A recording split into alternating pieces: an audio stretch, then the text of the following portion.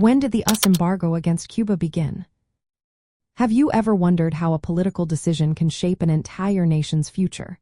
The story of the United States embargo against Cuba is a fascinating chapter in Latin American history. It all began during a time of great upheaval in Cuba. On March 14, 1950, the United States imposed an arms embargo on Cuba. This was during the final years of the Batista regime, as Fidel Castro led the Cuban Revolution. The goal was to restrict weapons sales to Cuba amid the growing conflict. After Fidel Castro's government took power on January 1, 1959, relations between Cuba and the United States started off relatively friendly. However, this did not last long. The U.S. government grew increasingly worried about Cuba's socialist reforms. These included the confiscation of lands owned by Americans and Cuba's support for revolutionary movements in the Caribbean.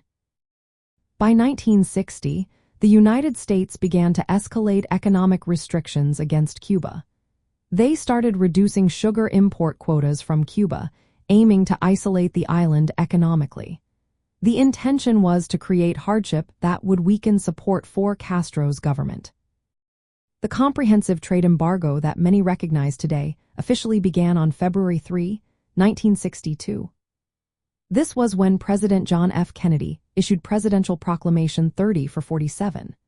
This proclamation banned all trade and financial transactions with Cuba unless specifically licensed by the United States Treasury Department. It marked a formal economic blockade aimed at punishing Cuba for its ties to the Soviet Union and the Communist bloc. Over the years, the embargo expanded to include restrictions on food and medicine. Legislative measures made it difficult for any U.S. president to lift the embargo without approval from Congress. This policy has been a central feature of U.S.-Cuba relations for over 60 years, despite ongoing criticism and calls for change from various countries in Latin America and beyond. From a Latin cultural perspective, the embargo is often seen as a symbol of U.S. interference in the sovereignty of Latin American nations. It has caused economic hardship for the Cuban people and has influenced broader regional dynamics.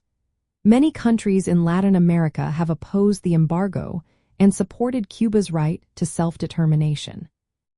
So, the U.S. embargo against Cuba began with an arms embargo in 1958. But the full economic embargo started on February 3, 1962, under President John F. Kennedy.